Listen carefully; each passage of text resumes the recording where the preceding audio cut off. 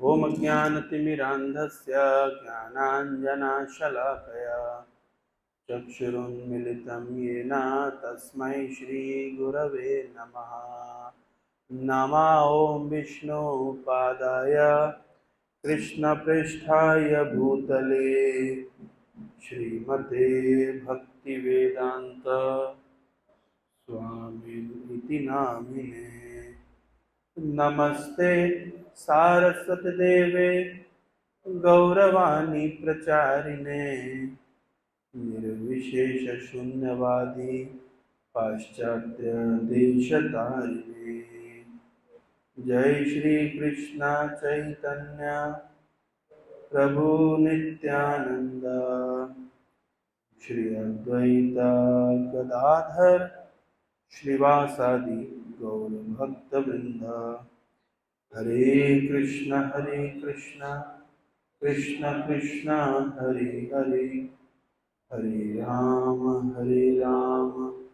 राम राम हरे हरे। हरे कृष्ण। तुमने light setting change नहीं करी ना? नॉर्मल है ना? श्योर? आज हम लोग पढ़ रहे हैं चैतन्य चरितामृत के अंत लीला के अध्याय 5। इसका नाम है how Pradyumna Mishra received instruction from Ramananda राय।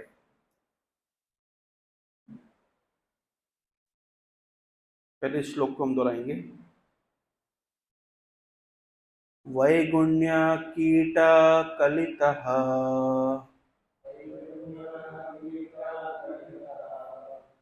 पैशून्य व्रण पीडितः दैन्यार्णवे निगम्नोऽहम् दैना दै दैन्यार्णवे निमग्नोऽहम् चैतन्य वैद्यमाश्रये। यहाँ पे कमेंट आ रहा है वॉइस इज नॉट क्लियर। देख लीजिए क्या वॉइस क्लियर नहीं है। कमेंट लिख रहा है कोई। वैगुण्य कीट कलितः पैशून्य व्रण पीडितः दैन्यार्णवे निगम्नोऽहम् चैतन्य वैद्यमाश्रये।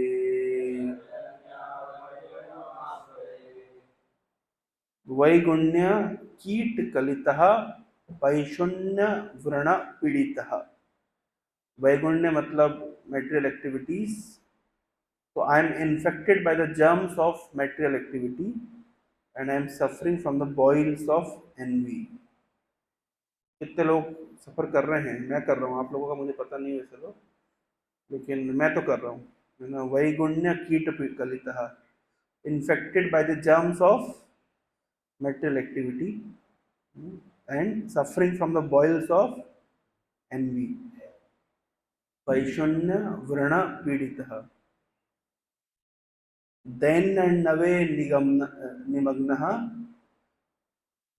निगम्नो हम चैतन्य वैद्यम आश्रय। अब अगर आपको इन्फेक्शन हो गया है और फोड़े हो गए हैं तो कहाँ जाना पड़ेगा? डॉक्टर के पास जाना पड़ेगा। तो मेटेरियल एक्टिविटीज़ के जर्म्स और इन्फेक्शन से बचने के लिए और एनवी के बॉइल्स को दूर करने के लिए आपको साधारण डॉक्टर नहीं चाहिए। आपको कौन चाहिए? है ना, चैतन्य वैद्यम, चैतन्य महाप्रभु रूपी वैद्य चाहिए।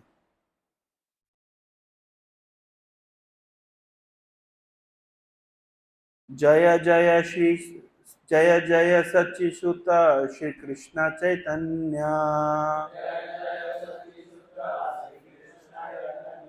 जय जय कृपा माया नित्यानंद धन्य। जय हो। किसकी जय हो? सची सुत, सची माता के पुत्र की जय हो। कौन है सची माता के पुत्र? श्री कृष्ण चैतन्य। और किसकी जय हो? कृपामय नित्यानंद प्रभु की जय हो। जय अद्वैत कृपा सिंधु, जय भक्तगण,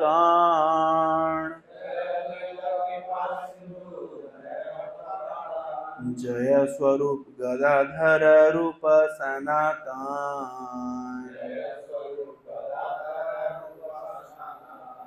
कृपा के समुद्र अद्वैत आचार्य की जय हो, भक्तों की जय हो, स्वरूप स्वरूप दामोदर, गदाधर पंडित, रूप और सनातन गोस्वामी आदि की जय हो। एक दिन की घटना कुछ इस प्रकार से है। एक दिन प्रद्युम्न मिश्र प्रभुर चरणे, दंडवत करि किछु कर निवेदाने।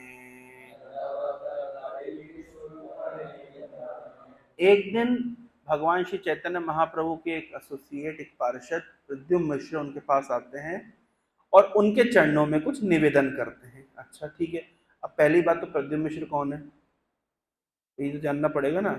तो क्यों ना हम चैट जीपीटी का सहारा लें। चैट जीपीटी हमें बताएगा कि प्रद्युम्न मिश्र कौन है।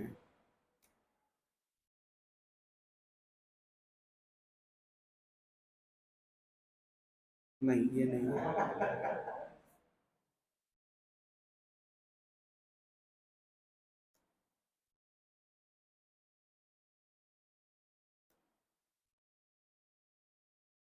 ठीक है,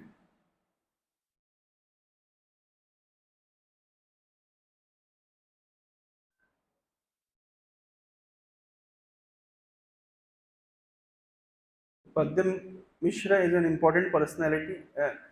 Is an important personality mentioned in Shri Chaitanya Chaitamrita. ठीक है, वो तो हमें भी पता है। और कोई उनके बारे में जानकारी है? Is a Brahmin from Orissa, sincere devotee of Lord Chaitanya. और बाकी तो आगे हम पढ़ेंगे ही। तो एक उड़ीसा के ब्राह्मण थे प्रद्युम्न मिश्र। अदरवाइज उनका कोई और ऐसा इतिहास मेंशन नहीं है। पूरे चैप्टर की समरी दे दी एक्चुअली इसमें। एनीवे, प्रद्युम्न मिश्र नाम के एक ब्राह्मण श्री चैतन्य महाप्रभु के पास आते हैं, प्रणाम करते हैं और प्रार्थना करते। क्या प्रार्थना करते हैं? सुना प्रभु मुई दीना गृहस्थ अधाम,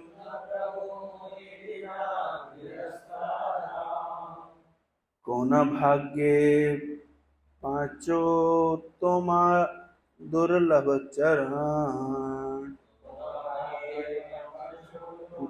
नहीं, पांचों नहीं, इसको पढ़ेंगे पाई छो, पाया छो क्या?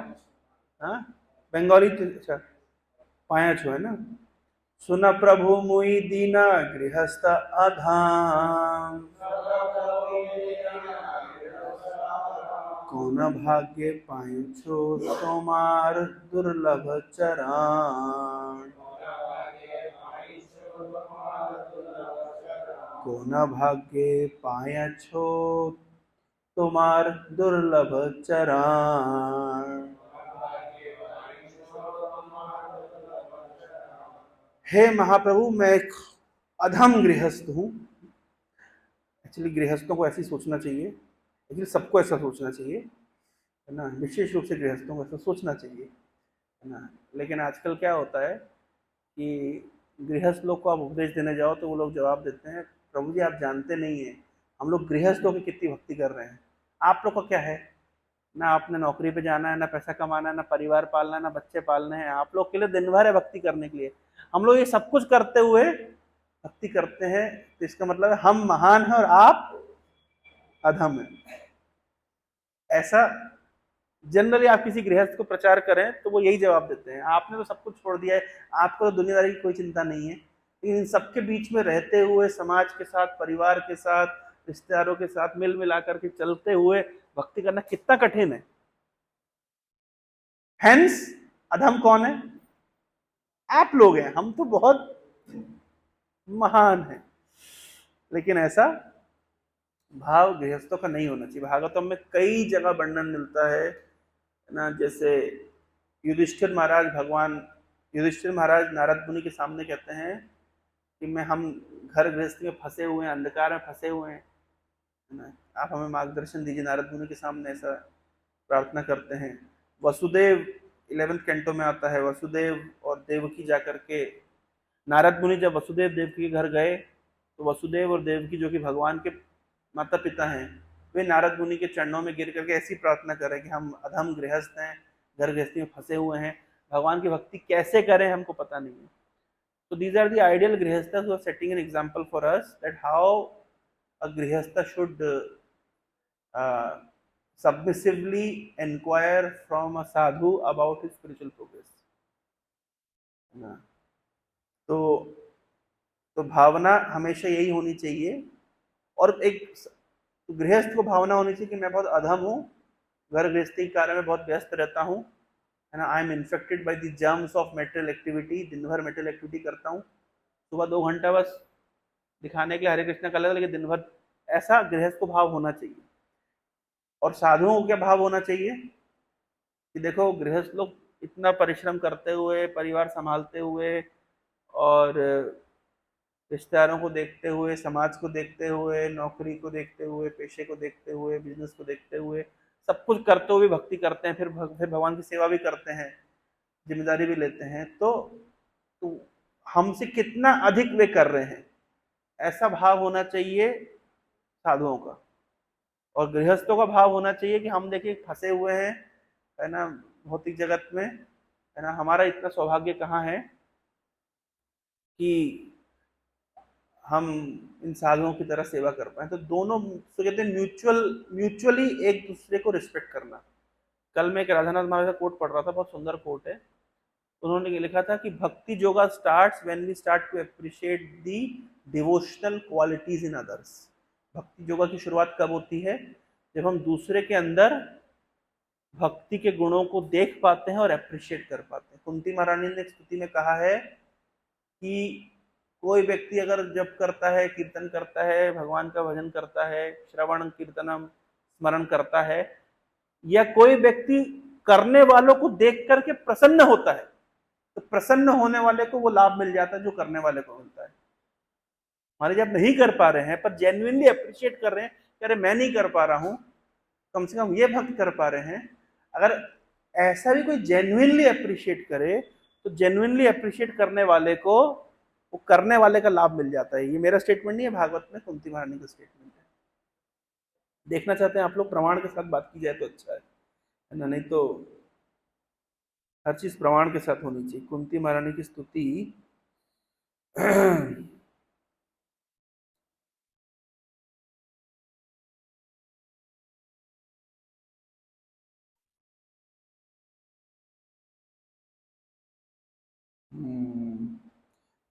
ये है, देखिए,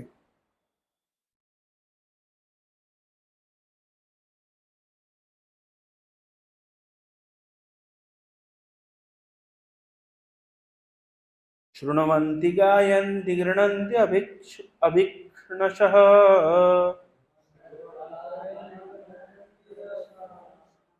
स्मरन्ति नन्दन्ति तवेहितं जनः त एव पश्यन्ति अचिरेण तावकम् भव प्रवाहो परमं पदाम्बुजम्। त एव पश्यन्ति अचिरेण तावक, जो केवल देखता है वो भी बड़ी जल्दी से इस मार्ग पे आ जाता है ना। ट्रांसलेशन में क्या लिखा है? O Krishna, those who continuously hear, chant and repeat your transcendental activities, और ऑप्शन 1 ये है आपके पास, और take pleasure in others doing so, certainly see your lotus feet which alone stop the repetition of birth and death।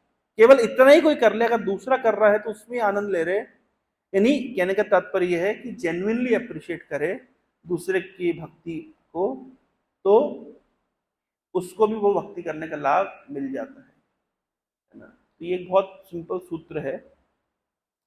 तो इसलिए गृहस्थों को भाव होना चाहिए कि जो साधु लोग हैं ना, उनका जीवन का कितना बड़ा सौभाग्य है कि वे सारे भौतिक कार्यों में को छोड़ करके और भगवान की सेवा में लग गए हैं। कितना उनका सौभाग्य, ऐसा उनको सोचना चाहिए। और साधुओं को क्या सोचना चाहिए कि गृहस्थ लोग देखो कितना कुछ मैनेज करके फिर भी भक्ति कर ले रहे हैं, तो उनको देख करके हमें अपनी इंटेंसिटी बढ़ानी चाहिए। कह रहे वो इतना कर रहे हैं, इतना व्यस्त रह करके, इतना पारिवारिक जिम्मेदारी लेते हुए भक्ति कर रहे हैं, तो फिर हमारे तो कोई जिम्मेदारी नहीं, हमें कितना लेना पड़ेगा। 2 दिन पहले परम पूज्य राधा गोविंद महाराज का एक कोट आया था।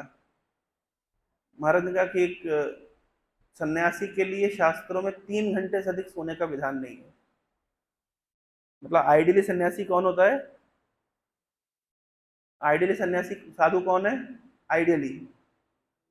हैं जो 3 घंटे या उससे कम सोए। हम तो दिन में 3 घंटा सो जाते हैं, बाकी रात का तो दिन छोड़ दो।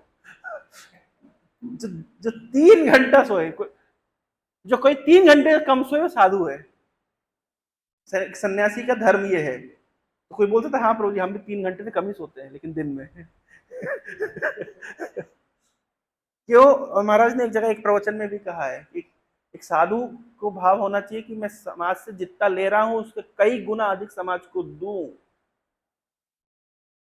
ये एक आइडियल एटीट्यूड ऑफ मतलब एक साधु का ही मनोभाव होना चाहिए। मैं जितना समाज से लेता हूं उससे अधिक दूं।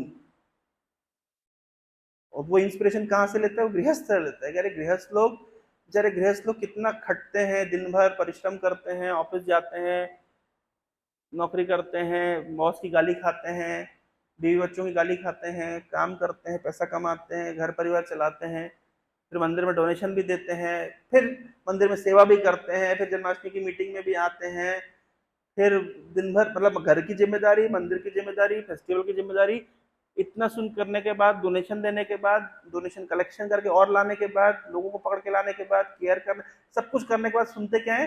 अरे आप तो माया में है। नहीं बोलते? तो कहने का तात्पर्य यह है कि एक मतलब there should be the mutual appreciation about each others devotion.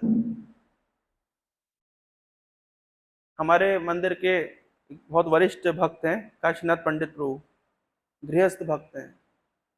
उनसे पूछा गया कि आपका जीवन का लक्ष्य आप क्या करना, आप शरीर त्याग करने के बाद कहाँ जाना चाहते हैं? भगवत धाम जाना चाहते हैं? कहाँ जाना, मतलब आपका लक्ष्य, व्हाट इज योर डिजायर? जैसे बहुत सारी अलग अलग डिजायर होती है, किसी की उच्च लोक में जाने की डिजायर होती है, किसी की मुक्ति पाने की डिजायर होती है। हमने जस्ट पूछा मुझे आपकी डिजायर क्या है? बोले मुझे भगवत धाम नहीं जाना है। तो फिर कहाँ जाना है? बोले मैं अगले जन्म में इस्कॉन में ब्रह्मचारी बनना चाहता हूँ, ये मेरी डिजायर है। मैंने कहा बढ़िया डिजायर है। मतलब I don't have a desire to go to spiritual world, what is my desire? I want to become a brahmachari in ISKCON in next life. ये लाइफ से निकल गई, ये लाइफ तो मैं गृहस्थ हो गया और अभी उनकी कितनी 70 साल उम्र होगी, लेकिन अगले जीवन में मैं इस्कॉन में ब्रह्मचारी बनना चाहता हूँ। अब देखिए उनका, this is far more better than, why it is better than going to Goloka Vrindavan? To become a brahmachari in ISKCON is better than going back to home, back to Godhead. Why? कल सातों प्रभु ने बताया, अगर याद हो तो। गोलोक वृंदावन जाएंगे तो प्रीचिंग नहीं कर पाएंगे, इस्कॉन में ब्रह्मचारी बनेंगे तो प्रीचिंग कर पाएंगे। इसलिए गोलोक वृंदावन जाएंगे तो सारी भक्ति प्रीचिंग किसको करेंगे? तो कम से कम इस्कॉन में ब्रह्मचारी रहेंगे तो प्रीचिंग करने का सुयोग, प्रीचिंग करने का सुयोग गृहस्थ को भी है, लेकिन जितना मतलब फ्रीडम एक ब्रह्मचारी के पास है इस्कॉन में, गृहस्थ के पास नहीं। तो वो कहते हैं कि मेरी इच्छा है अगले जीवन में मैं क्या बनूं? ब्रह्मचारी बनूं। और हम उनकी किन क्वालिटी को अप्रिशिएट करते हैं? कोविड के समय जब मंदिर बंद था, बाहर से विजिटर्स या डिवोटीज को भी अलाउ नहीं किया जा रहा था as per the government rules, तो प्रभु जी क्या करते थे? हमने देखा है बारिश के दिनों में भी छाता लेकर के मंदिर के बाहर मंगल आरती के समय खड़े रहते थे। मंदिर के बाहर मतलब बाउंड्री के बाहर, बाउंड्री के अंदर भी एंट्री नहीं थी उस समय। तो गौर गोविंद महाराज की समाधि के ऊपर आरती होती है 4 बजे, और मंगल आरती होती 4:15 बजे, तो 4 बजे से वो बाउंड्री वॉल के बाहर छाता लेकर के खड़े रहते थे, आरती अटेंड करते थे। उन्होंने पूरे कोविड ये नियम पालन किया। तो हम लोग कहते हैं कि हम ब्रह्मचारी हैं, हमने बहुत सेक्रीफाइस किया, हमारा लेवल ऑफ सेक्रीफाइस उनके लेवल ऑफ सेक्रीफाइस 65 साल की उम्र में, बारिश के दिनों में, सर्दी के दिनों में, मंगल, क्योंकि मंदिर में प्रवेश नहीं, अगर मान लीजिए हमको मंदिर में प्रवेश नहीं होता तो हम क्या बोलते थे, ठीक है घर से करेंगे, ऑनलाइन करेंगे, और है ना बिस्तर पर बैठ के हरे कृष्णा करेंगे, ज्यादा अल्टीमेटली तो हरे कृष्णा ही सारे सब कुछ, हम यही बोलते थे। धीरे से बिस्तर, फिर रजाई धीरे से ऊपर आती, थोड़ा सा हरे कृष्णा करते, थोड़ा सा ऐसे कमर ऐसी होती, थोड़ी सी होती, और फिर एक्चुअली प्रैक्टिकली स्पीकिंग मैं घर में रह के भक्ति नहीं कर सकता, मैं कर ही नहीं सकता। ब्रह्मचर्य आश्रम कमजोर साधकों के लिए, जो घर में रह के साधना नहीं कर सकते उनके लिए ब्रह्मचर्य आश्रम, वो ब्रह्मचर्य बन जाए। घर में रह के साधना जिनसे नहीं हो सकती उनके लिए बहुत अच्छा है, क्योंकि आश्रम में रहेंगे, मॉर्निंग प्रोग्राम वगैरह का एक सपोर्ट मिल जाएगा, आपकी साधना चलेगी। अगर आप बहुत स्ट्रांग है तो आप घर में कर पाएंगे। मैं इतने साल की प्रैक्टिस के बाद भी अभी मुझे वही घर बोला, घर जाकर के भक्ति करो, या कई बार होता है, जैसे अभी अमेरिका में हम लोग कई गृहस्थ भक्तों के घर रुके, एक दो दिन तो सुबह 4 बजे उठे, फिर 4:15 हो गया, फिर 4:30 हो गया, फिर 4:45 हो गया, फिर 5 हो गया, तो नहीं मेंटेन कर पाते जो जो इंटेंसिटी हम मंदिर में मेंटेन कर पाते हैं। मैं तो एटलीस्ट मैं तो नहीं कर पाता, मेरा मतलब मैं मंदिर में रहना इसलिए समझता हूँ, हमारी भक्ति की लता को सपोर्ट मिल जाता है टेम्पल का, बेस का। नहीं तो हम घर में रह के भक्ति नहीं कर सकते, हमें पता है, सुबह उठने का इंटेंसिटी खत्म हो जाएगी। देखो बेस में रहते हैं तो सुबह 3:30 बजे 4 बजे से एक दूसरे को उठाने लगते हैं, उठो उठो जीव जागो गोरचंद बोले, तो निद्रा जाओ हमारे पीछा जाओ, उठो उठो, लेकिन एक उत्साह रहता है, घर में वो उत्साह नहीं रहता है। फिर भी कोई गृहस्थ भक्त मतलब पूरा जीवन मंदिर आया, मंगल आरती किया है, अब सोचिए क्या इंटेंसिटी और भक्ति होगी। तो तो वो गृहस्थ अप्रिशिएट कर रहे हैं इस्कॉन के ब्रह्मचर्य और साधुओं को, और हमारे जब में हम अप्रिशिएट कर रहे हैं उनकी डिवोशनल क्वालिटी को। तो this is called mutual appreciation. और जो साधारण गृहस्थ होते हैं, जो भक्ति मार्ग में नहीं होते हैं, ऐसा लिखा गया है शास्त्रों में, इधर भी लिखा गया है, जो भागवतम में एक चैप्टर है 10th कैंटो में, उसका नाम है रेनी सीजन इन वृंदावन। इसी प्रकार का सिमिलर अध्याय है रामचरितमानस में भी। अभी मैं रिसेंटली रामचरितमानस पढ़ रहा, मतलब ऑनगोइंग, तो उसमें बहुत अच्छा एनालॉजी दिया गया है कि काले मेघ को देख करके मोर उसी प्रकार प्रसन्न होते हैं जिस प्रकार घर गृहस्थी में बंधे हुए व्यक्ति वैष्णवों को देख करके प्रसन्न होते हैं।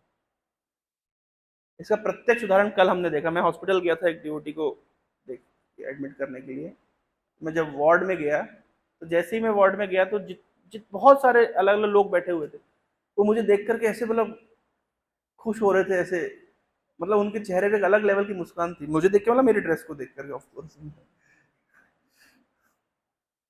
मतलब जब मैं अपने से बात कर रहा हूँ, it's not my personal quality, मेरी कंठीमाला, तिलक और मतलब ये वैष्णव ड्रेस को देख करके, है ना, देवर अप्रिशिएट, दे उनको बहुत अच्छा लग रहा था, उनका चेहरा से खिल गया था। मतलब हॉस्पिटल में तो मरे पड़े रहते लोग, लेकिन मतलब वैष्णव अटायर में कोई आया है, भले ही वो वैष्णव होना वो अलग बात है, लेकिन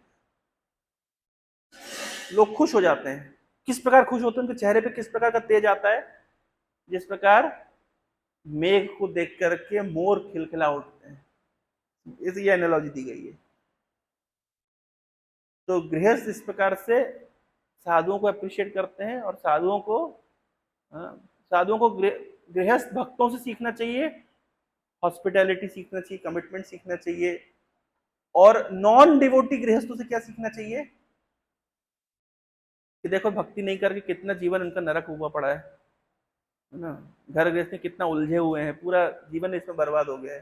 कितना हमारा सौभाग्य कि भगवान ने हमको, है ना, अंधकूप से बाहर निकाल करके, कृपा रूपी रस्सी फेंक करके हमको अंधकूप से बाहर निकाल दिया।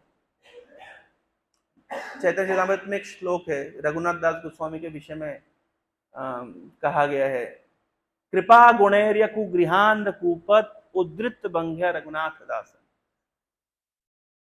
चैतन्य महाप्रभु ने क्या किया कि घर रूपी अंधकूप में गिरे हुए रघुनाथ दास को कृपा रूपी रस्सी फेंक करके निकाल दिया। क्या किया चैतन्य महाप्रभु ने रघुनाथ दास के साथ?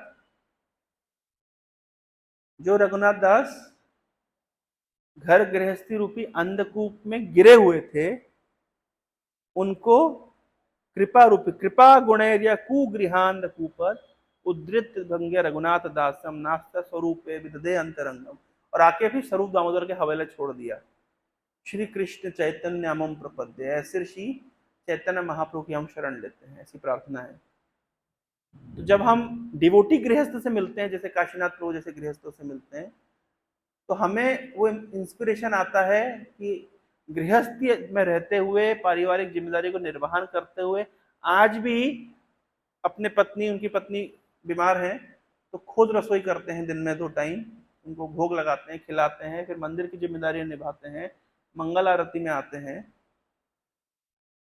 तो उनको देख करके हमारा कमिटमेंट बढ़ता है कि भाई अगर एक गृहस्थ इतना कर सकता है, इतनी जिम्मेदारी निर्वाह, हमने तो ना घर चलाना है, ना रसोई करनी है, हमारे लिए साधन भजन के अलावा और क्या ये है? वो तो इतना घर चलाते हुए साधन, फिर साधन भजन भी साथ में करते हैं,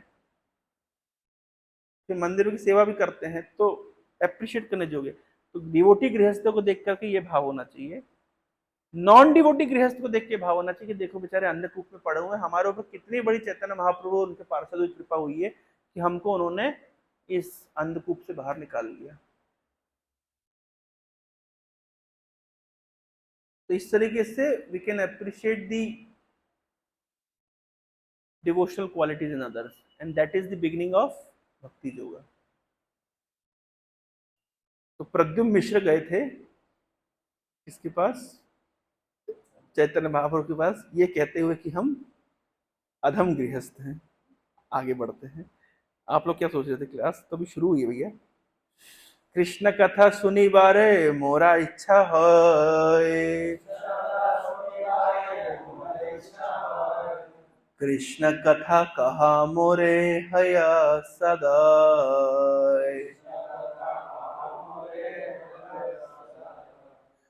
तो चैतन्य महाप्रभु के पास जाके बोल रहे हैं कि मेरी कृष्ण कथा सुनने की इच्छा हो रही है। तो युधिष्ठिर महाराज को जो नारद मुनि उपदेश दिए हैं, गृहस्थ धर्म का उपदेश दिए हैं 7th कैंटो में, उसमें से one of the most important instruction में यही है कि गृहस्थ कर्तव्य भगवान की लीला कथा को सुने, साधुओं के पास जाकर के प्रश्न करना चाहिए, जिज्ञासा करना चाहिए, लीला तो भगवान की लीलाओं से संबंधित चर्चा को इनिशिएट करना चाहिए। परीक्षित महाराज सुखदेव गोस्वामी के पास जाकर के जो प्रश्न पूछ रहे हैं कि हम मरने वाले हैं, एक मरने वाले व्यक्ति के लिए क्या धर्म है, क्या कर्तव्य, हमें क्या करना चाहिए, 2 प्रश्न पूछे परीक्षित महाराज ने सुखदेव गोस्वामी से। 2 प्रश्न पूछे। पहला प्रश्न, किस तरीके से सबका कल्याण होगा, क्या करने से, और दूसरा विशेष रूप से जो व्यक्ति मरणासन है, मरने वाला है, 7 दिनों में मर जाएगा, उसको क्या करना चाहिए। दोनों ही प्रश्न महत्वपूर्ण है। एक प्रश्न, पहला प्रश्न है कि सबके लिए क्या कल्याणकारी है वो बताइए, और दूसरा मरने वाले को क्या करना चाहिए, और 7 दिन में मरने वाले को क्या करना चाहिए। तो परीक्षित महाराज केवल अपने लिए नहीं पूछ रहे हैं 7 दिन में मरने वाले, हम भी 7 दिन में ही मरने वाले हैं। नहीं, अमन कब मरेंगे आप? 7 दिन में आपकी मृत्यु हो जाएगी।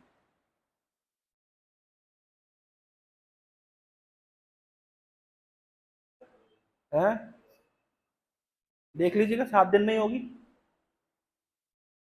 आप लोग सब लोग सुन लीजिए, 7 दिन में मृत्यु होगी।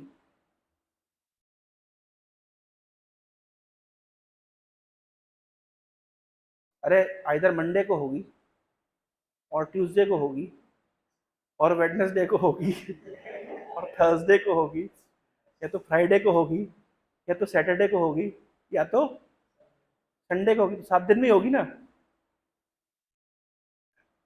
और क्या बोला, आप तो घबरा गए। सबकी मृत्यु 7 दिन में ही होगी। 8वें दिन कोई आएगा क्या, 7वें दिन में ही होगी ना।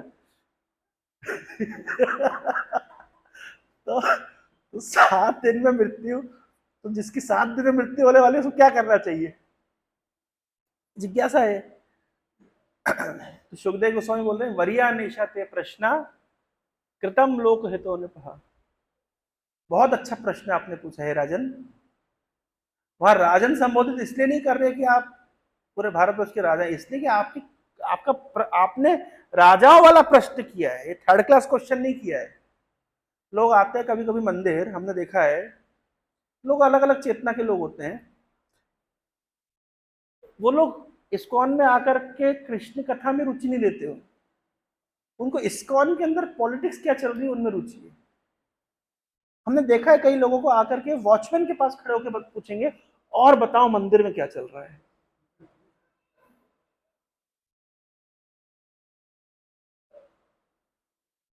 पहली बात तो किससे पूछ रहे हैं, वॉचमैन से। और वॉचमैन से प्रश्न क्या है, मंदिर में क्या चल रहा है बताओ। तो there are people those are interested in politics only. वो बाहर में पॉलिटिक्स खोजते हैं, वो मंदिर में पॉलिटिक्स खोजते हैं। लेकिन व्यक्ति को चाहिए कि वैष्णवों के पास आकर कृष्ण कथा श्रवण करे। इसको कहते हैं राज, मतलब किंग ऑफ क्वेश्चंस।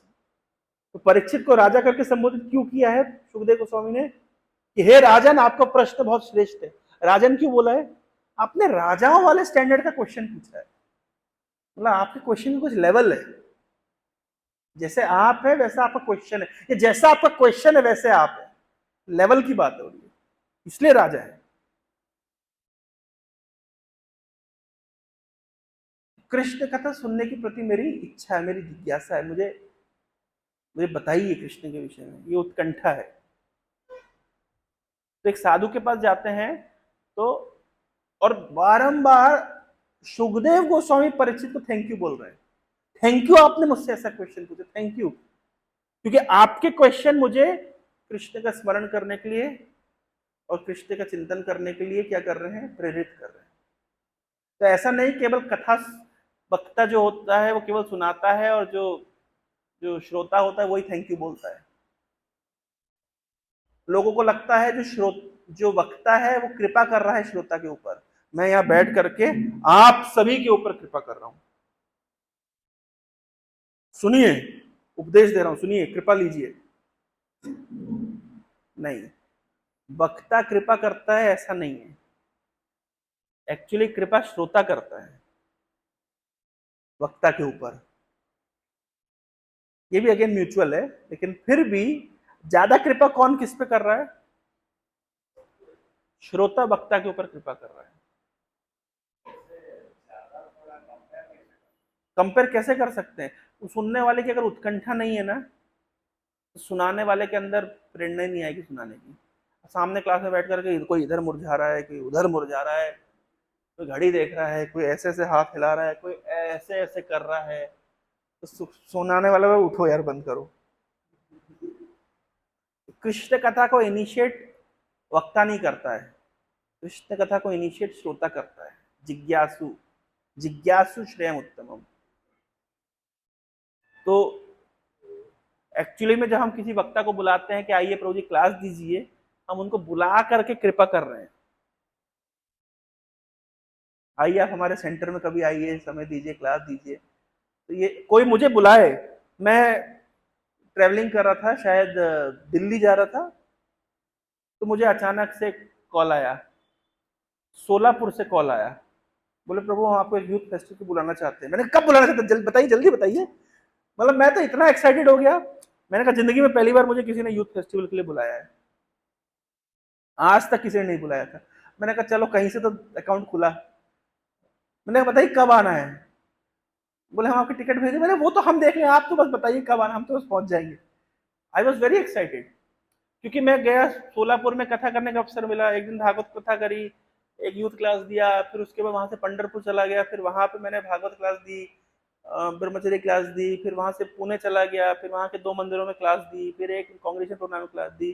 तो ऐसा करके एक प्रोग्राम ने मेरे 4-5 प्रोग्राम इनिशिएट कर दिए। तो मैं तो अहोभाग्य चरणों में फूल दूं उनकी उनकी उन्होंने बुला लिया। समझ रहे हैं? कोई अगर कथा करने सुनने के लिए बुला रहा है मतलब वो वक्ता, मेरा भाव तो यही है कि वक्ता के ऊपर बहुत बड़ा कल्याण कर रहे हैं, कृष्ण कथा सुनने के लिए बुला रहे हैं। एक्चुअली साधुओं की सेवा कई प्रकार से होती है, खिला पिला के भी सेवा होती है, सब कुछ अच्छा है।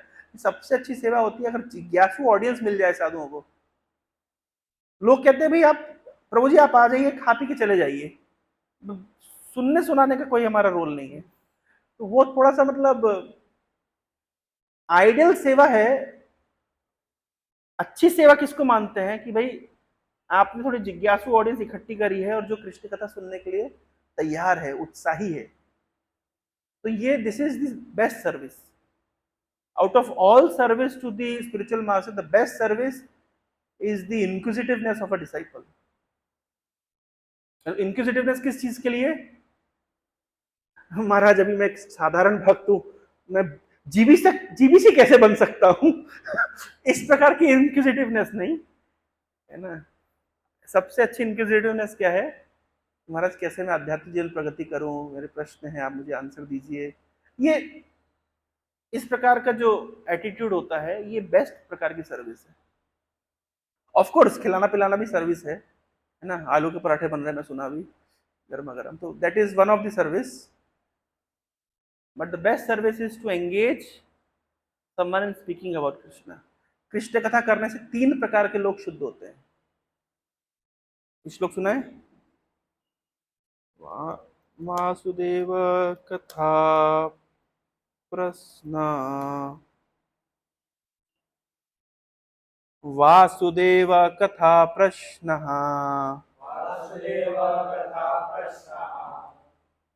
पुरुषां स्त्रीन् पुनातिः, वक्तारं प्रच्छकं श्रोतं, तत्पाद सलिलं यथा। तत्पाद सलिलम, उनके चरणों का जल। उनके चरणों का जल क्या है? भगवान के चरणों का जल क्या है?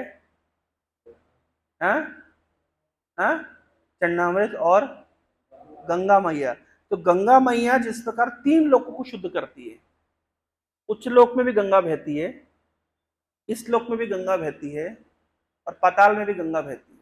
3 लोकों में गंगा बहती है। तो गंगा नदी जैसे तीनों लोगों को शुद्ध करती है, वैसे ही भगवान वासुदेव की कथा 3 प्रकार के लोगों को शुद्ध करते हैं।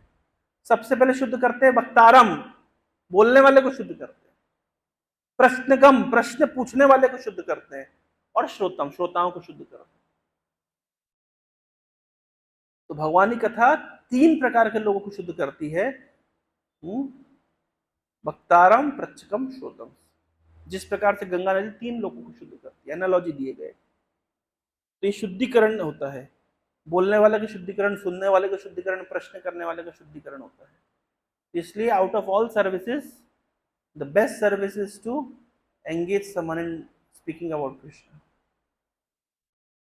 तो प्रद्युम्न मिश्र गए चैतन्य महाप्रभु के पास और उन्होंने जिज्ञासा करी कि हम आपसे कृष्ण कथा सुनना चाहते हैं ना। हमारा एसोसिएट आशुतोष मुस्कुरा रहा है, वो कह रहे इन लोगों को पता नहीं है कि अभी क्लास शुरू हुई है। इन लोगों का एक्सपीरियंस है ना आईटीआर में 3-3 घंटा कथा सुनने की। ऑफ कोर्स इतना समय नहीं लूंगा, हैं 2 घंटे का एक्सपीरियंस है आपका।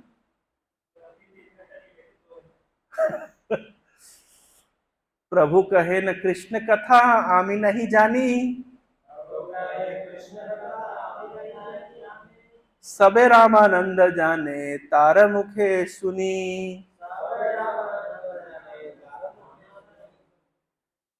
अब चैतन्य महाप्रभु एक्सक्यूज दे रहे हैं, आप कथा कृष्ण कथा तो मैं जानते ही नहीं हूँ, मैं क्या सुनाऊंगा आपको। कभी मूड में नहीं होता है वक्ता, ऐसा भी होता है, जाओ उससे सुन लो। इसका कारण भी है ना। जैसे मान लीजिए कोई डिवोटी आया हमारे मंदिर में, बोले प्रभु जी हमारे मन में कुछ प्रश्न है, हम इमीडिएट बोलेंगे कि जाओ सृजन में रजिस्टर कर लो और उन लोगों से, वो आपको आपके प्रश्न का उत्तर देंगे। कारण क्या है उसका, है ना, ऐसा क्यों किया जाता है। हम भी सुना सकते कृष्ण कथा, लेकिन कभी कभी डेलीगेट किया जाता है। हालांकि इंपॉर्टेंट जॉब्स को डेलीगेट नहीं करना चाहिए। One of the most important job है कृष्ण कथा सुनाना, तो डेलीगेट क्यों किया चैतन्य महाप्रभु ने। हाँ,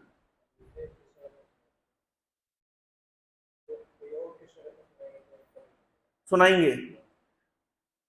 चैतन्य कृष्ण कथा सुनाना सबसे महत्वपूर्ण कार्य है। चैतन्य महाप्रभु ने महत्वपूर्ण कार्य को डेलीगेट कर दिया रामानंद राय को। क्यों डेलीगेट किया, कुछ कारण है। पहला कारण है कि प्रद्युम्न ऋषि ने क्या कहा था, अरे हम तो अधम गृहस्थ हैं, आप साधु सन्यासी हैं, आप हमें कृष्ण कथा सुनाइए। तो उनके मन में भाव था, या नहीं भी था, जैसे हाइपोथेटिकली लेते हैं कि भाई साधु सन्यासी से कृष्ण कथा सुननी चाहिए, गृहस्थ को क्या पता है। तो चैतन्य महाप्रभु ने कहा नहीं नहीं भैया, हमारे परंपरा के गृहस्थ कोई छोटे मोटे गृहस्थ नहीं है, तुमको कृष्ण कथा जब सुनाएंगे ना तो तुम्हारे रोंगटे खड़े हो जाएंगे। तो कई बार क्या होता है, मंदिर में लोग आते हैं, इस्कॉन में आते हैं, बोले हम तो प्रभु जी से ही सुनेंगे डायरेक्ट। जो लाल कपड़े वाला होता है बस वही भक्त होता है, बाकी व्हाइट वालों को तो हम भाव ही नहीं देते। तो कभी कभी डेलीगेट करके बताना पड़ता है कि नहीं नहीं भैया, जो जींस टी शर्ट वाले हैं ये बहुत क्वालिफाइड वैष्णव है, आप इनसे सुनेंगे तो आपको पता चलेगा कि कितने हाई लेवल के वैष्णव हैं। बिना सुने आप कैसे जानेंगे। इसलिए delegate, one of the reason क्यों चैतन्य महाप्रभु डेलीगेट कर रहे हैं। हाँ, ताकि जाने के भैया रामानंद राय यद्यपि गृहस्थ हैं, लेकिन हमारी परंपरा में गृहस्थों का भी बहुत ऊंचा स्टैंडर्ड है। ये मत समझो कि केवल क्योंकि मैं सन्यासी हूं तो मैं ही कृष्ण कथा सुना सकता हूं। कृष्ण कथा इस पर निर्भर नहीं करती कि कौन सन्यासी है और कौन गृहस्थ है। किवा विप्र किवा न्यासी शूद्र के नये, जय कृष्ण तत्ववेता से ही गुरु है। जो कृष्ण तत्व जानता है वो गुरु है, चाहे वो ब्रह्मचारी हो, गृहस्थ हो, वानप्रस्थी, सन्यासी हो, चाहे वो किसी वर्ण आश्रम का हो। जय कृष्ण तत्ववेता से ही गुरु है, ये हमारी फिलॉसफी है। तो गुरु होने के लिए सन्यासी होना आवश्यक नहीं है, कृष्ण कथा सुनाने के लिए सन्यासी होना आवश्यक नहीं है। चैतन्य महाप्रभु पहले तो ये कॉन्सेप्ट क्लियर कर रहे हैं कि रामानंद राय एक गृहस्थ होते हुए भी, गृहस्थ होते हुए भी कृष्ण भक्ति में बहुत ऊंचे स्तर पर हैं, और इसलिए आप जाइए उनसे कृष्ण कथा सुनिए। एक कारण है डेलीगेट करने का। दूसरा कारण है डेलीगेट करने का, जैसे मैंने एग्जांपल दिया कि हम लोग डेलीगेट क्यों करते हैं। कोई मुझसे कृष्ण कथा सुनने आया तो मैं बोलता था जा जाओ आशुतोष प्रभु से सुनो। तो इससे आशुतोष प्रभु को कृष्ण कथा करने का इम्पेटस मिलेगा, है ना। उनके थोड़े, उनसे जब कोई जिज्ञासा करेगा तो उनको एक एक स्कोप एंड अपॉर्चुनिटी मिलेगी, और इस तरीके से अधिक प्रचारक तैयार होंगे। एक और कारण है कि चैतन्य महाप्रभु भैया कथा सुना देंगे, फॉलो अप नहीं कर पाएंगे, वन टाइम प्रोग्राम दे पाएंगे। इन फॉलो अप करने के लिए तो उन्हें किसी जूनियर अधिकारी के पास जाना पड़ेगा, है ना। प्रैक्टिकल सेंस में भी हम देखते हैं कि थोड़ा कुछ हम बता सकते हैं, लेकिन बाद में हम बोलेंगे भैया हमारे ऑर्गेनाइज प्रोग्राम से जुड़ जाइए, और वो आपका ख्याल रखेंगे, आपको फॉलो अप करके बुलाएंगे और आपको। तो बहुत सारे कारण हैं, लेकिन वन ऑफ सबसे इंपॉर्टेंट कारण तो यही है कि प्रद्युम्न मिश्र के मन में जो भाव है कि मैं एक अधम गृहस्थ हूं और आप एक साधु सन्यासी हैं, तो बाय डिफॉल्ट आपका ही अधिकार है कृष्ण कथा सुनाने का। उस कॉन्सेप्शन को श्री चैतन्य महाप्रभु ठीक करना चाहते हैं, और रामानंद राय के गुणों को सबके सामने प्रकाशित करना चाहते हैं। कौन से गुण को प्रकाशित करना चाहते हैं ये भी आगे आएगा।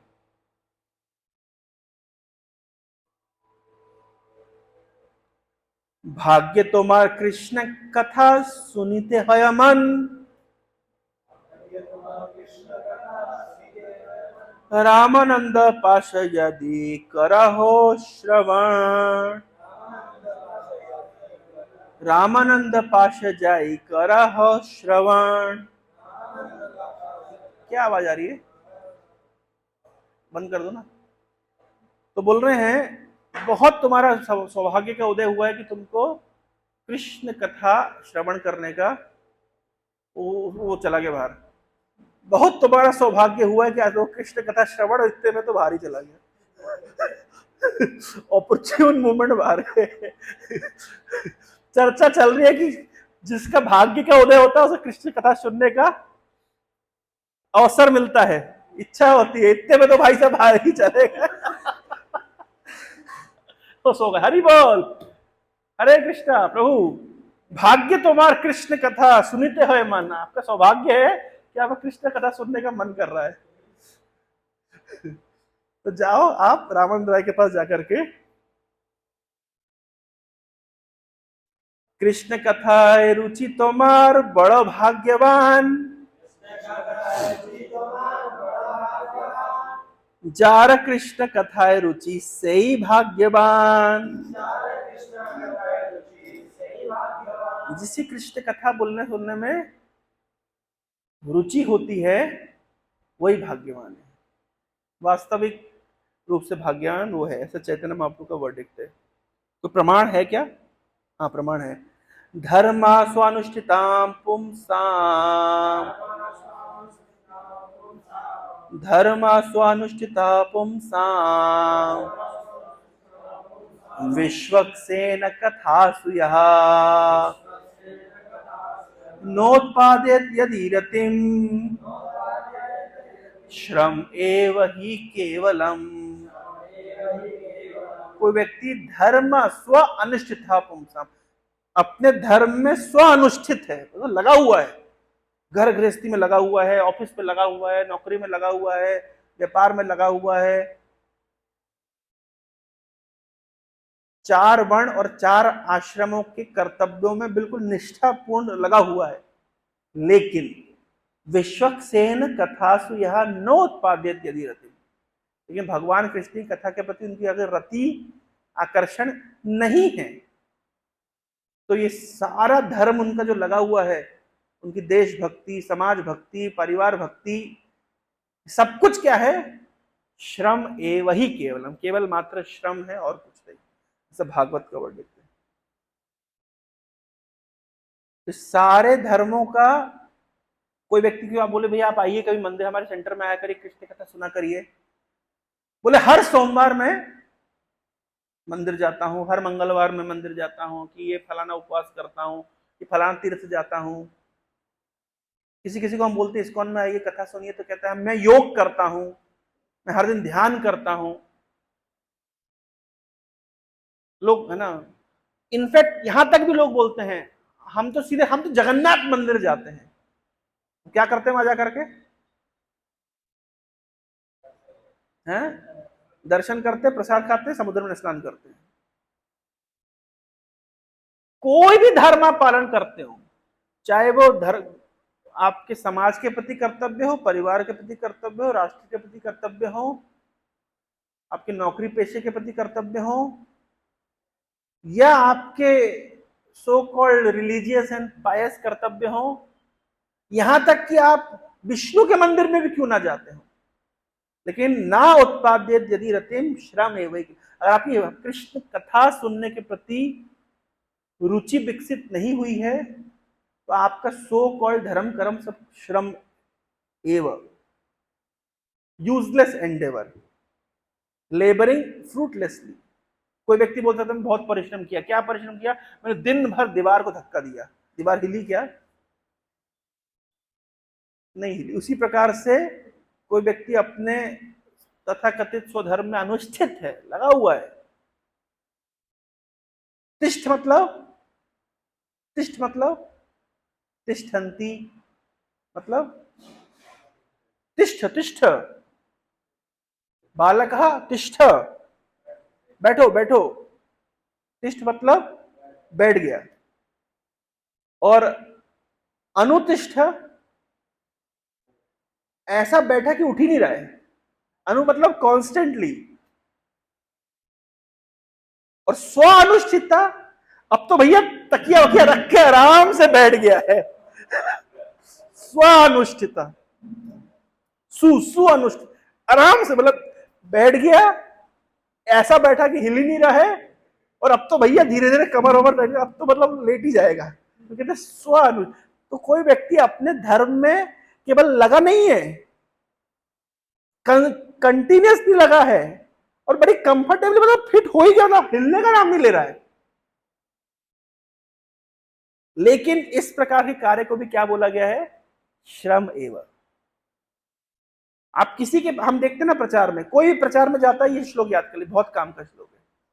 कोई व्यक्ति अगर हम प्रचार में जाते हैं और आपको ऐसा आंसर देता है, मैं तो समाज की सेवा करता हूं, हम तो देश सेवा में लगे हुए हैं, हम तो फलाना उपवास करते हैं, फलाना मंत्र जपते हैं, इसलिए हमारे पास इस्कॉन में आने का समय नहीं है। लोग सेवा करना चाहते हैं। अमेरिका में, मैं कनेक्टिकट में, एक संडे को ये हो रहा था, क्या बोलते उसको, मेला जैसा लगता है ना, छोटा स्तर पे म्युनिसिपैलिटी वालों ने लगाया था मेला। एक बूढ़ा व्यक्ति, मैं दो बूढ़े व्यक्ति की कहानी सुना रहा हूं। एक बूढ़ा व्यक्ति क्या कर रहा था, वो रिकॉर्डेड, जो प्री रिकॉर्डेड, जो पीछे वो इंस्ट्रूमेंटल बजता है, नहीं इंस्ट्रूमेंट भी खुद ही बजा रहा था, उसने माइक सिस्टम रखा और वो गीत गा रहा है। गीत क्या है? गीत है उसके, वो आर्ट एंड क्राफ्ट को ग्लोरीफाई कर रहा है। मतलब वो बस, नहीं भी तो 70 साल की उम्र का आदमी होगा, पैंट शर्ट डाल करके, हेट वेट लगा करके, काउबॉय की तरह, और वो गीत गा रहा है। अब मुझे उसकी पोएम याद नहीं है, और उसके पोएम का जो थीम है वो है ओ ब्यूटीफुल आर्ट, ओ ब्यूटीफुल क्राफ्ट। भाई तुमको गुणगान कर, तो पता नहीं है कि गुणगान किसका किया जाता है। बेचारे अनअवेयर है कि उनको यही नहीं पता है कि गुण कीर्तन कर रहे हैं, लेकिन किसका गुण कीर्तन करना चाहिए उन्हें पता नहीं। कोई जड़ वस्तु का गुण कीर्तन कर देते हैं, कुत्ते का गुण कीर्तन कर रहे हैं, बिल्ली का गुण कीर्तन कर रहे हैं, कोई भी साधारण सी वस्तु का गुण कीर्तन कर रहे हैं। क्यों? गुण कीर्तन करने का स्वभाव तो व्यक्ति के अंदर है, पर किसका गुण कीर्तन करना है उनको पता नहीं। दूसरा एग्जाम्पल, उसी मेले में अब स्टॉल लगे हुए हैं, म्युनिसिपैलिटी वालों ने क्या किया है, सबको स्टॉल दिया हुआ है। तो एक नंबर स्टॉल पे इस्कॉन का स्टॉल है, दूसरे नंबर स्टॉल पे फलाना स्टॉल है, तीसरे नंबर स्टॉल पे मेहंदी लगाने वालों का स्टॉल है, चौथे नंबर स्टॉल पे खाने वालों का स्टॉल है, 5 नंबर स्टॉल पे झूले वाले का, ऐसे करके लगे हुए हैं। तो और इतना सिस्टमेटिक है, इंडिया में तो स्टॉल लगते तो खोजते रह जाओ, मेले में तो लोग घूम भी जाते हैं।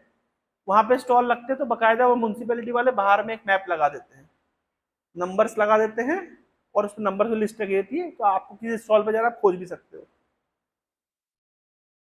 अब ये ऑलरेडी म्युनिसिपैलिटी वालों ने कम से कम नहीं भी तो 50 स्टॉल होंगे, तो 50 लोगों को स्टॉल एलोकेट कर दिए हैं।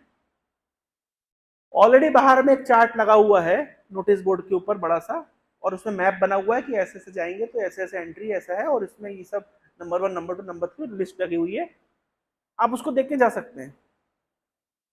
एक बूढ़ा व्यक्ति को सेवा करने का भाव था कि मैं समाज की कुछ सेवा करूं, तो भाई साहब ने ये चार्ट को प्रिंट निकाला, छोटे छोटे पैम्पलेट को। 50 स्टॉल का मेला है, कोई बहुत बड़ा मेला नहीं है, बहुत मतलब बहुत छोटे स्तर का मेला है, जस्ट संडे गेट टुगेदर जैसा। क्योंकि समर्स में लोग बाहर निकलते बर्फ ने, तो बाकी पूरा साल तो बर्फ रहती है, तो बाहर निकलने का कोई अवसर नहीं मिलता। तो ये जो अवसर एक सोसाइटी के क्या कहते हैं, म्युनिसिपैलिटी का गेट टुगेदर है। 50 स्टॉल का मेला कुछ होता ही नहीं है। हमारा वो इधर उधर के मेले क्या कहते हैं, ये जो वरुणई का मेला लग जाए तो आज भी घूम जाए, ऐसा छोटा सा मेला, वो भी दिन के समय खोजने, मतलब घूमने का भी। और ऐसा भी नहीं कि बहुत हाई फाई वो चल रहा है, कोई अपने आर्ट क्राफ्ट बेच रहा है, कोई पेंटिंग बेच रहा है, कोई छोटे मोटे, मतलब कोई वो हॉट डॉग बना रहा है, कोई बीफ खिला रहा है, बस यही चल रहा है। मतलब इतना में वो भाई साहब ने प्रिंट निकाले पैम्पलेट के, और सब विजिटर्स को दे रहा है। क्या दे रहा है? मैप दे रहा है मेले में घूमने का। हम तो वैसे ही घूम लेंगे, अभी तेरे मैप की क्या जरूरत है? क्यों दे रहा है? कि लोगों को कोई डिस्कम्फर्ट ना हो, अनकंफर्टेबल पोजीशन कुछ ना हो, मतलब सेवा करना। मेरा इतनी यूजलेस सेवा, सेवा करना अच्छा है, लेकिन कितनी, इसलिए ये वर्ड है ना, लेबरिंग फ्रूटलेसली, भागवत के वर्ड है, प्रभुपाद जी लिए, लेबर कर रहा है लेकिन ये फ्रूटलेस लेबर है। मैं तो मैं ऐसी बात जाके देख सकता हूँ। और देखने की मैं इंडिया में कभी कोई इंडिया के कोई मेले में देखा कि बरुणई का मेला लगा हुआ है और बाहर म्युनिसिपैलिटी ने मैप लगाया हुआ है भैया कौन सा स्टॉल कहां पे, कभी देखा? हमारे तो शहर के मैप नहीं मिलते, गायब हो जाते हैं। मेले का मैप छोड़ो, ऑलरेडी म्युनिसिपैलिटी लगाया है, फिर उसको प्रिंट करके लोगों को बांट रहा है। मतलब सेवा करने की भावना है, लेकिन कम वक्त पता नहीं है कि वो सेवा कहां करे, कितना परिश्रम कर रहा है बेचारा। ही डजंट नो कि where he should redirect his labour. Indian culture में देखिए, हमें पता है गीत किसके लिए है, अल्टीमेटली कृष्ण के लिए, कृष्ण को गुणगान करने के लिए। उसका डाइवर्सिफिकेशन या उसका अपभ्रंश या उसका परवर्टेड रिफ्लेक्शन है सिनेमा, गाने की, कुछ भी। लेकिन सबको पता है, भारत के सारे आर्टिस्ट को पता है कि संगीत की जो पराकाष्ठा है वो है कृष्ण के लिए गाना। नृत्य की जो पराकाष्ठा है उसको तो वो है कृष्ण के लिए नृत्य करना। इसलिए आप देखिए सारे नृत्य में, चाहे भरतनाट्यम हो उसका अल्टीमेट थीम इज कृष्णा, चाहे ओडिसी हो उसके ultimate theme is Krishna, cooking का अल्टीमेट पराकाष्ठा है कृष्ण को ऑफर करना। यानी हर चीज का जो फाइनल टच अगर वो है तो किसके लिए है, भगवान के लिए। ये हमारे कल्चर में एटलीस्ट लोगों को आज भी आइडिया है। आज भी कोई नया कपड़ा खरीदता है, कुछ नया कुछ लाता है तो जाओ जगन्नाथ जी को दिखा दो, एटलीस्ट ओडिशा में ये है। जब प्रोपा जी ने इंस्टॉल किए थे सैन फ्रांसिस्को में पहली बार जगन्नाथ डीटीज, तो लोगों को नहीं आता था आरती कैसे करना है, तो प्रोपा ने कहा कैसे कैंडल लगाओ ऐसे तो घुमाओ। और प्रोपाद ने एक शिक्षा दे दी हिपीज को, लिखा हुआ है लीलामृत में कि शिक्षा दे दी, जो कुछ भी तुम लाओ नया वो पहले जगन्नाथ जी को ऑफर करो। तो कोई जींस टी शर्ट भी खरीद के लाता है तो जगन्नाथ जी को ऐसे ऑफर कर देता है। सिंपल लोग हैं, सरल लोग हैं। तो अल्टीमेटली सारे धर्म का फाइनल कंक्लूजन है, it must be offered to Krishna. सारे एंडेवर्स का फाइनल कंक्लूजन है कि सब कुछ करने के बाद मुझे कृष्ण कथा में रुचि आ रही है या नहीं आ रही है। अगर नहीं आ रही है तो सारे कार्य क्या हो गए, श्रम है वही केवलम, labouring fruitlessly. Person who properly performs his regulated duties according to the varna and ashram but does not develop his dormant attachment for Krishna or awaken his taste for hearing and chanting about Krishna is certainly laboring fruitlessly. तो इसके बाद या and करेंगे हम यहाँ पे, तबे प्रद्युम्न मिश्रा गेला रामानंद स्थाने, तबे प्रद्युम्न मिश्रा गेला रामंदेर स्थाने, रायरा सेवक तारे वसाइला आसने।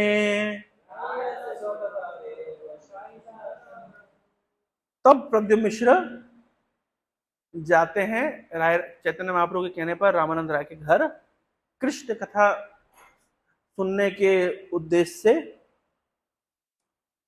और उनका जो सेवक है वो उन्हें क्या करते हैं, बिठा देते हैं। क्यों बिठा देते हैं? रामानंद राय व्यस्त है। तो ये हम नेक्स्ट सेशन में चर्चा करेंगे कि रामानंद राय कहाँ व्यस्त है। बता दूं क्या? अभी आगे नहीं पढ़ूंगा लेकिन मैं बता दूंगा। इधर से खींचो, इधर से, जगन्नाथ जी भी आने चाहिए, हमारे पार्टी के मेंबर है वो भी। रामानंद राय किस चीज में व्यस्त हैं कि अभी वो प्रद्युम्न मिश्र से नहीं मिल पा रहे हैं? जगन्नाथ जी के सामने देवदासियां नृत्य करेंगी। ये देवदासियां कौन होती हैं? देवदासियां बहुत यंग 16-17 साल की लड़कियां होती हैं। अभी ये कल्चर नहीं है, ब्रिटिश ने इसको एबॉलिश कर दिया क्योंकि देवदासी का प्रथा के नाम पे बहुत शोषण हो रहा था स्त्रियों का। लेकिन उस समय कल्चर था कि भगवान जगन्नाथ जी के सामने देवदासियां नृत्य करेंगी। ये देवदासियां 15-16 साल की युवतियां हैं। रामानंद राय एक गृहस्थ हैं, ये इन युवतियों को अपने हाथों से स्नान कराएंगे, स्नान करा रहे हैं, अपने हाथों से उनके पूरे शरीर के ऊपर सुगंधित तेलों का मसाज कर रहे हैं, उनको डेकोरेट कर रहे हैं, उनको ड्रेस पहना रहे हैं, उनको मेकअप कर रहे हैं, उनका श्रृंगार कर रहे हैं, क्योंकि ये दासियां, देवदासियां जगन्नाथ जी के सामने नृत्य करेंगी। और ये रामानंद राय पर्सनली कर रहे हैं, खुद कर रहे हैं। तो इस अध्याय में रामानंद राय का जो चित्रण किया गया है, उनकी जो स्थित प्रज्ञ स्वभाव का चित्रण किया गया है, उनका जो सेंस कंट्रोल का चित्रण किया गया है, तो ये इस पर्टिकुलर चैप्टर का एसेंस है। तो इसको हम, और चैतन्य और प्रद्युम्न मिश्र का स्वाभाविक रूप से जब उनको पता चला कि भाई रामानंद राय क्या कर रहे हैं, तो तुरंत उनके मन में हल्का फुल्का या भारी डाउट जागृत हुआ। तो फिर वो चैतन्य महाप्रभु के पास जाएंगे, महाप्रभु समझ जाएंगे कि ये फिर क्यों आए हैं, और फिर महाप्रभु क्लैरिफाई करेंगे रामानंद राय की पोजीशन को, नॉट टू बी, वो क्या बोलना चाहिए उसको, इमिटेटेड, लेकिन this is the position of Ramananda Raya, जो इस अध्याय का मुख्य सार है, जिसको हम मे बी एक दो दिनों के बाद में कंटिन्यू करके उसको कंप्लीट करेंगे। हरे कृष्णा कृष्णा कृष्णा हरे हरे, हरे राम राम राम हरे हरे। श्रीमान चैतन्य महाप्रभु की, जगत गुरु श्रील प्रभुपाद की